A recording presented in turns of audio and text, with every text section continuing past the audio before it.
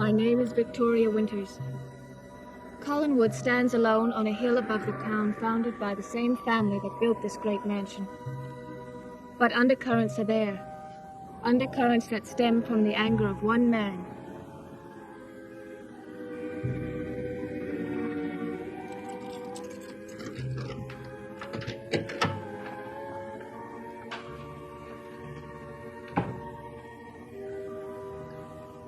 Hello, Burke. David, what are you doing here? What the devil are you doing here? I can't see you. Well, don't you knock on the door or call up on the house phone? How many more of you are in there? Just me. I called on the house phone, but you weren't in. So you decided to come up and wait, huh? Were you mad?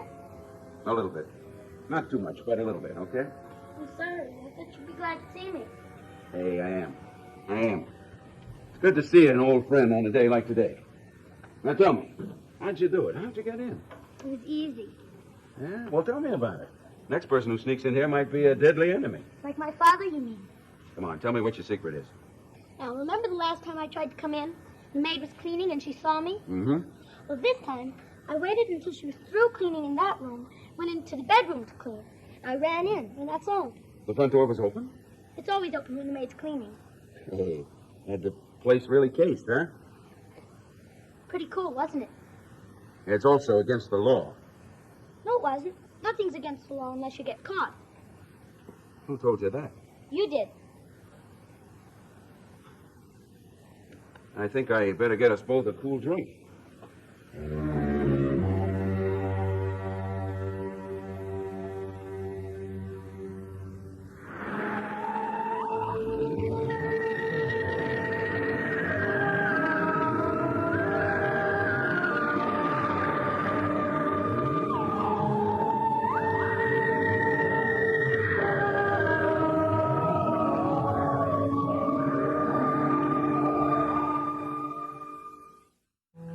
Coming up, baby. Nice and cool. Brick Devon special, right? Hey, remember. A lot of different fruit juices all mixed together. It's good. Well, it's a little better than that moral philosophy you say I taught you. That what? Davy, I can't imagine myself ever telling you that it was all right to do anything you wanted to as long as you could get away with it. That's what you said. Well, I was wrong. Burke, did you ever kill anybody? Huh? I want to know, did you ever kill anybody? Well, not that I remember. Why? I knew you didn't. That's what I told my Aunt Elizabeth. You lost me. That's what I came here for. To tell you that I knew you didn't kill Mr. Malloy. Who says I did? Well, Aunt Elizabeth doesn't come right out and say it. She doesn't even say he was murdered. But she's thinking it. Is that what you mean? Oh, she says that he fell off a cliff and drowned. But she's really thinking he was murdered. In her mind, you mean? Well, I know you didn't kill anybody anyway. How do you know that, Davy? You didn't. You're right. And faith like that deserves a refill, huh? You couldn't have done it. Because my father did. My father killed Mr. Malloy.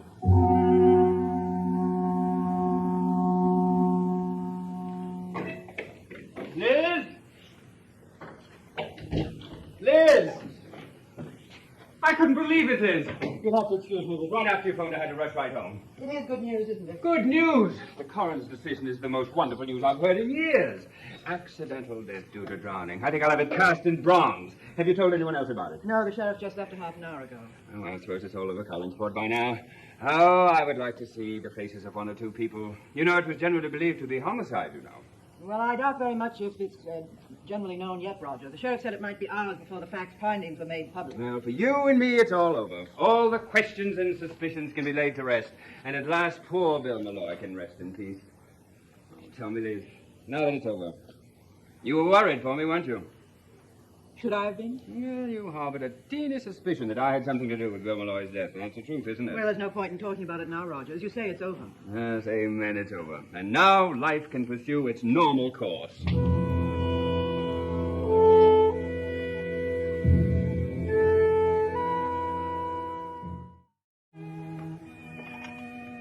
Would you join me in a drink, Liz? I don't think so, thank you. Oh, but this is a special occasion. Come on, Liz.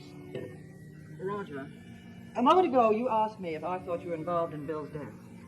Well, yes, it did cross my mind. Well, then you should be delighted to have been proved wrong. I'm delighted that neither of us have to face that problem any longer, yes. All right, then, let's toast to it. To the perception and judgment of the coroner. Long may he hold his office. We're not drinking, Liz. I'm beginning to wonder if I have as much to celebrate as you have. Well, I can imagine that's true. After all, the sheriff wasn't pressing down with you with all those questions.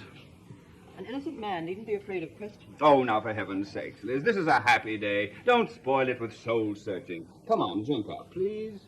David, I forgot all about him. Oh, well, that should make you happy in itself. No, I'm serious, Roger. I'm worried about him. You seem determined to spoil my good mood. Well, we had an argument, and I sent him to his room. Then he ran out of the house just before the sheriff arrived. You know, that's exactly what I think I'll do. A good turn on the cliff. That's exactly what this day requires. I'll see you in a while. But what about David? He hasn't come back yet. I leave the problem of my wandering son to you, my dear sister. He was talking about Dick Devlin. I leave that problem also to you. Today, on this glorious day of days, neither David nor Burke exist for me.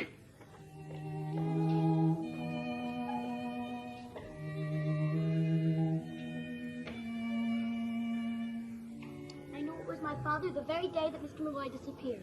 How did you know that, Dave? If I tell you, you'll make fun of me. Have I ever made fun of you before? No. Well, then tell me. Why do you think your father killed Bill Malloy?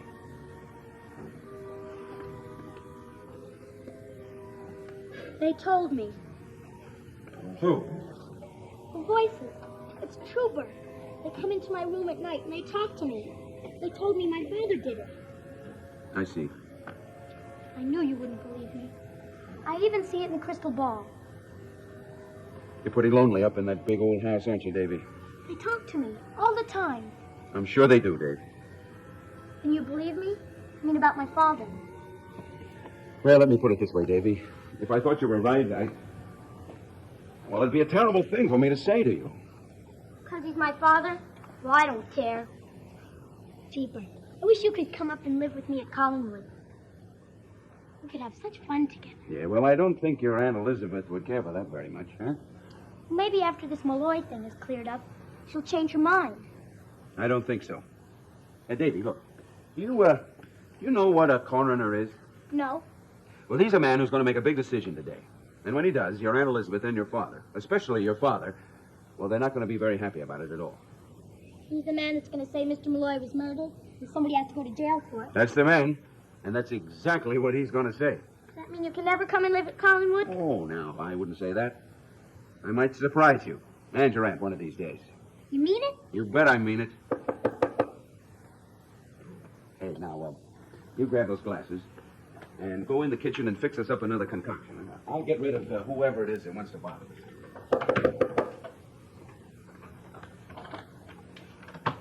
Well, speak of angels, and they appear. I want to talk to you, Burke. Well, I'm in the middle of a very important meeting, but come on in anyway.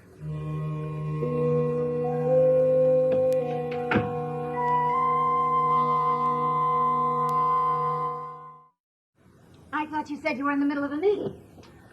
Oh, I am. Well, where is she? In the bedroom? Carolyn Stoddard, you are a girl with a suspicious and a salacious mind. Well, if you must know, I really couldn't care less. Well, good. Then we can relax together. Why don't you sit down? Of course, Vicky Winters might be a little upset by it. Oh, I see. You're worried about Vicky Winters' interests. Well, I'm glad to see she has such a good friend in you, Carolyn. My cousin's governess is no friend of mine, Burke. However, she's obviously very close to you. Oh, I see. You found out that I drove her home this afternoon. Is that it? Maybe. Anyway, she'll be very happy to know about your little meeting. Oh, I'm glad you reminded me. Honey, you can bring the drinks in now. My friend's a little shy. I'll bet. Drink, Bert. Thank you. What is she doing here? What are you doing here? Coming to see my friend. David, does my mother know you came up here? You know how she feels about Mr. Devlin. You know she wouldn't want you to visit him. Then what are you doing here? Very good, Davy. Your turn. Yeah, Carolyn, here. Why don't you drink this? It's very This good. is completely ridiculous, my standing here arguing with a 9-year-old boy. I agree. You're as bad as he is. You're enjoying it. Well, you must admit, it is pretty funny, huh? Hey, you win first prize for the smile contest.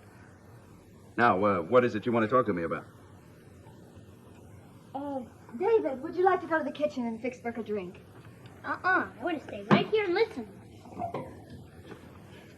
Can't you do something? Well, let's face it, he was here first. Besides, I think David would be interested in anything you have to say about Vicky Winters. Wouldn't you, Davy? Why do you want to talk to Burke about Miss Winters? Why must you be so nosy? She's jealous, that's why. I am not. And I didn't come here to talk about her. Oh? That's right. I came here to tell you about Mrs. Johnson. Who's she? I had a talk with Mother about her, and I think she's going to hire her. Who is Mrs. Johnson? She was Mr. Malloy's housekeeper, and Burke and I were talking about her coming to Collinwood to work. Now, do you have any more questions? Burke, do you think she should work there? Oh, no, it's all Carolyn's idea. I know I don't like her. That's my sweet David. Okay, David, into the kitchen with you. Give me 3 minutes alone with your cousin. Do I have to? No, but I'd appreciate it. Okay.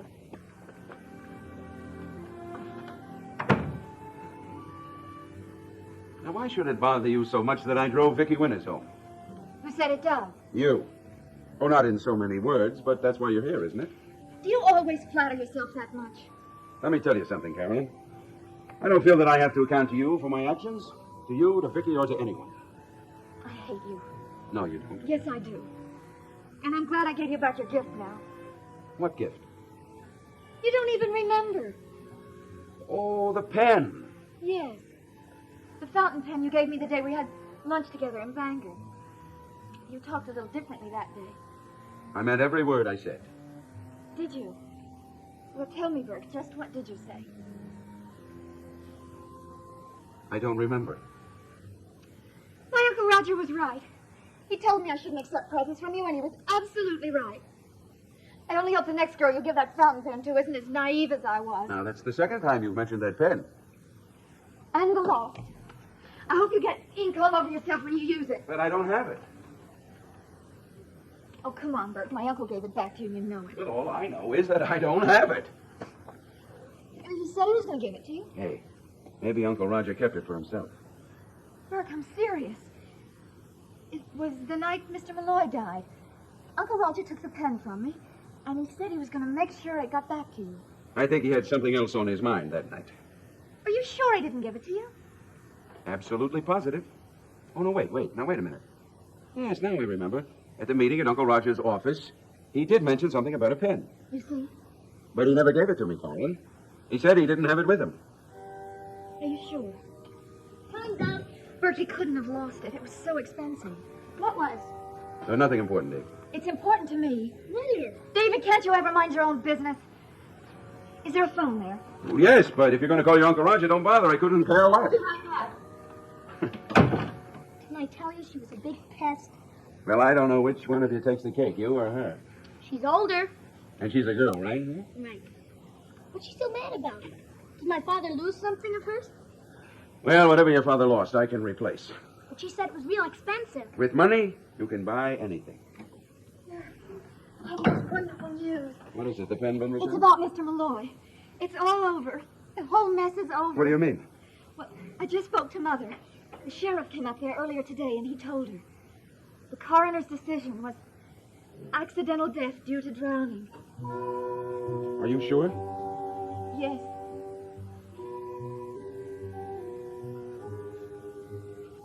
Get David out of here. Take him home. There won't be any more suspicions, Bert. Aren't you? I told you to get him out of here. Now do it. I think we better go, David.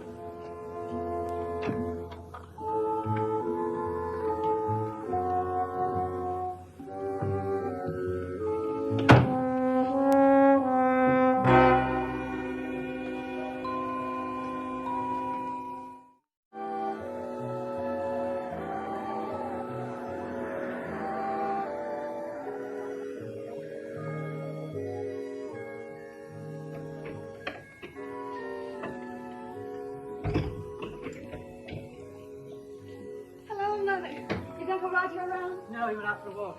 Isn't it great news? I'm so relieved. We're all pleased. But I'm not pleased with your behavior this afternoon, young man. I just went to see a friend. Against my wishes, I specifically told you not to leave this house, and particularly not to see Burke Devlin. Mother, this is no day to bawl anybody out, even David. I don't like his choice of companions. Tell him about it tomorrow. Right now we can all sit down and relax. There won't be any more questions or suspicions. The whole mess is over and done with. You sound like Uncle Roger. Oh, there he is walking on air. Yes, he is happy. Well, why shouldn't he be? Oh, this is a great day for everybody. Except for Burke. Helen, why don't you tell Aunt Elizabeth the way Burke acted when he heard the news? Now, calm down, Burke. Just calm down. I'll calm down when you explain to me by what unbalanced reasoning the coroner arrived at his decision. It was a decision based on the facts. What facts? The fact that Malloy was murdered? Or the fact that the Collins family still runs this town? Oh, you've tried that line on me before, Burke, and I don't like it. Well, let me tell you something, Sheriff. I don't care that much what you like or don't like. Well, you better start caring. Look, I was railroaded out of this town 10 years ago. It was Collins' money and Collins' power that did it then. They had nothing to do with the coroner's decision. Don't try to sell me that.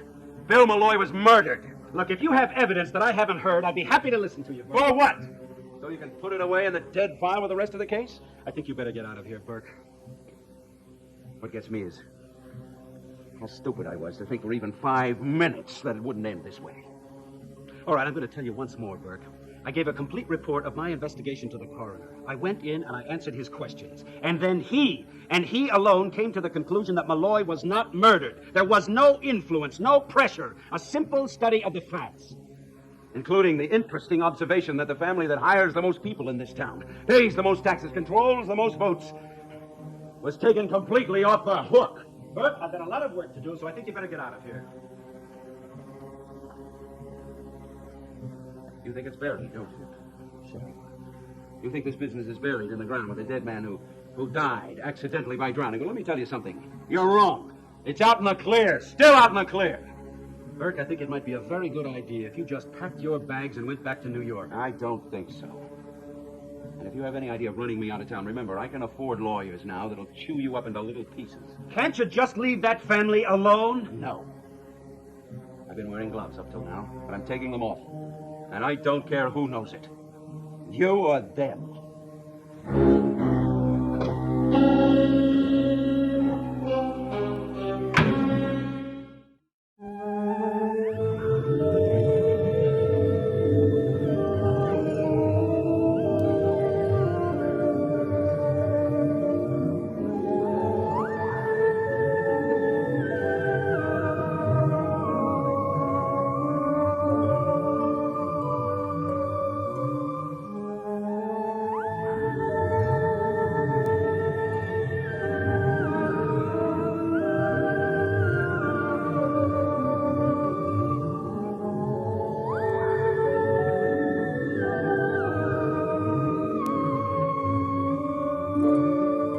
Aunt Clara adds a unique touch to her babysitting chores. She conjures up an extra child. Enjoy Bewitched tonight at 9, 8 o'clock Central Time, followed by the comedy capers of Marlo Thomas as That Girl on ABC.